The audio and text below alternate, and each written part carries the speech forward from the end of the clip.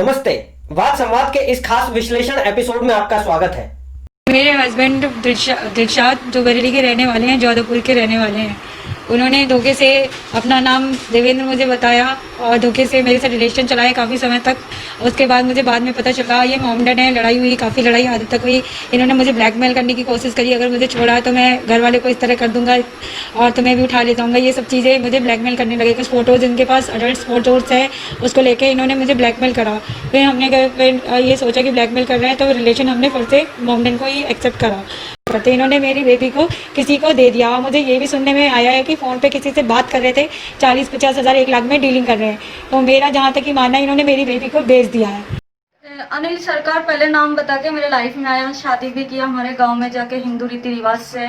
शादी करने के बाद जब मैं प्रेग्नेंट हुई तो फिर उसने मुझे अभी 2-3 महीने पहले मुझे उसने बताया मैं मुस्लिम हूँ। प्रेग्नेंट जब मैं बच्चा जब गिराने लायक नहीं रहा तभी उसने मुझे बताया कि मुस्लिम हूँ। फिर मुझे ज़बरदस्ती खाली नमाज़ पढ़ने के लिए बोलता था, आए दिन मार पीट झगड़ा अशांति करते रहता था। इस तरह करने के लिए मुझे शुक्रवार के रात को मारने की कोशिश किया, गला दबा के। ये कहते कि अपना हिंदू धर्म छोड़ के हमारे इसमें कन्वर्ट हो, मुसलमान बनो, इसीलिए ये बोलते सब कुछ करने के लिए। तो जब मैंने मना किया तो ये कहते मैं तुझे तलाक दे रहा हूँ। ये दर्द उस माँ का है जिसकी नाबालिग बेटी पर एहसान आलम नाम के इस शख्स ने सोनू सिंह बनकर अपने प्यार के डोरे डाले। सोनू सिंह का के कोई होटल में जैसा बताया जा रहा है कि इसको बार बार हजारीबाग पढ़ने के नाम पर ले जाता था और होटल में सोनू सिंह बन करके इन्होंने मतलब गलत इसका फायदा उठाया है और 8 महीना का बताती है कि हमको मतलब बच्चा होने वाला है। ये लड़का 4 साल पहले मुझे मिला था। इसने स्टार्टिंग से प्यार का नाटक किया मेरे साथ 4 साल तक। इसने मुझे कहा कि शादी तभी होगी जब कन्वर्ट होना है मुस्लिम में। तो मैंने इस्लाम को कबूल किया और मैं कन्वर्ट हुई। उसके बाद उसने बोला कि हिजाब करना, तो मैं डेली ऑफिस में एवरी टाइम हिजाब में रहती थी। उसके बाद उसने कहा कि मुहर्रम फॉलो करना है, ट्रेडिशन है हमारा, मुहर्रम में जाके अपने आप को पीटना है। मैंने वो भी किया, सब फॉलो किया। सब फॉलो करने के बाद लास्ट मोमेंट उसने बोला कि तुम ठीक से कुछ अच्छा फॉलो नहीं कर रही हो, इसीलिए मैं शादी नहीं कर सकता हूँ। पूरे वे में मुझे 100% एक्सप्लॉइट किया। एक्सप्लॉइट करके इसने मुझे छोड़ दिया। हर स्टोरी का अंत लगभग एक जैसा है और बहुत ही दुखद है। और ऐसा नहीं है कि यह सब अब रुक गया है। हाल ही में उत्तर प्रदेश के मुरादाबाद में लव जिहाद का एक नया मामला सामने आया है। जानकारी के मुताबिक जमाल नाम के मुस्लिम व्यक्ति ने अपना मजहब छुपाकर फर्जी नाम से फेसबुक आईडी बनाई। अपनी फेक आईडी से ही खुद को हिंदू बताकर उसने उत्तराखंड की हिंदू युवती से दोस्ती की और शादी का झांसा देकर उसे मुरादाबाद बुलाया। यहाँ जमाल उस युवती को एक होटल में ले गया और उसके साथ दुष्कर्म किया। इसके बाद जमाल लड़की पर धर्म परिवर्तन करने के लिए दबाव बनाने लगा। पीड़िता का आरोप है कि होटल में जमाल ने उसकी अश्लील वीडियो भी बनाई, जिसको वायरल करने की धमकी देकर वह लगातार पीड़िता के साथ दुष्कर्म करता रहा।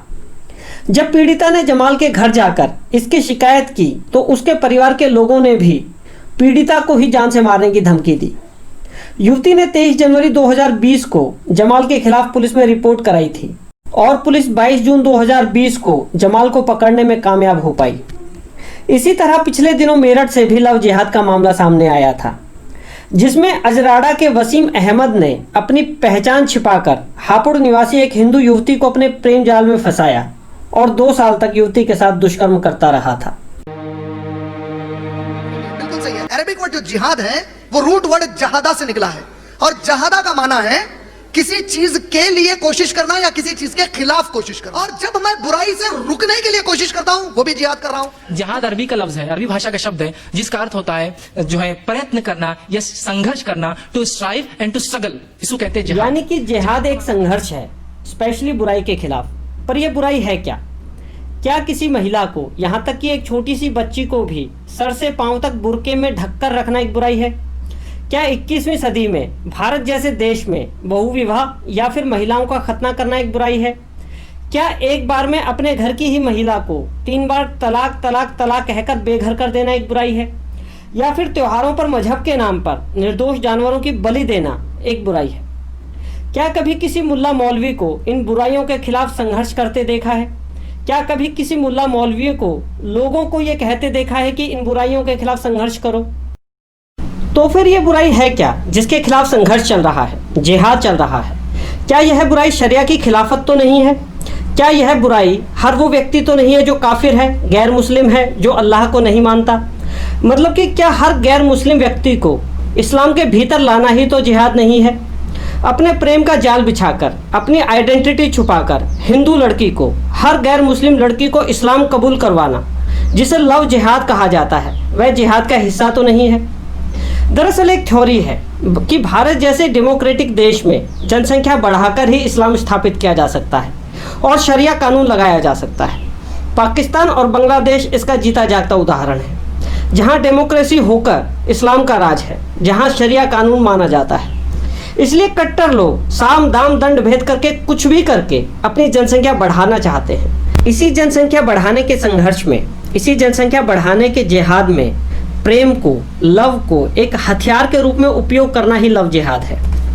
विश्लेषणकर्ताओं का कहना है, यदि किसी भी हिंदू लड़की को इस्लाम कबूल करवाना है तो उसकी शादी मुस्लिम लड़के से करवा दो, वह अपने आप इस्लाम का हिस्सा हो जाएगी। यही थ्योरी पूरे पाकिस्तान में, पूरे बांग्लादेश में चली है, अब कई सालों से भारत में पैर पसार रही है। क्योंकि फिलहाल भारत में पाकिस्तान और बांग्लादेश की तरह गैर मुस्लिम लड़कियों को जबरन उठवाकर उन्हें कन्वर्ट नहीं कराया जा सकता। इसलिए शुरू में अपनी आइडेंटिटी छुपाकर, अपने प्रेम का झांसा देकर हिंदू लड़की से शादी कर इस्लाम कबूल करवाने के धंधे को ही लव जिहाद कहा जाता है। अगली वीडियो में हम डिस्कस करेंगे कि इस लव जिहाद को रोकने का क्या तरीका है, कैसे हम अपनी बहनों को, अपनी बेटियों को इस गंदे खेल का शिकार होने से बचा सकते हैं। धन्यवाद। यदि आपको हमारा यह वीडियो पसंद आया हो तो इसे लाइक और शेयर करें। हमारे साथ बने रहने के लिए हमारे चैनल वाद संवाद को सब्सक्राइब करें। धन्यवाद।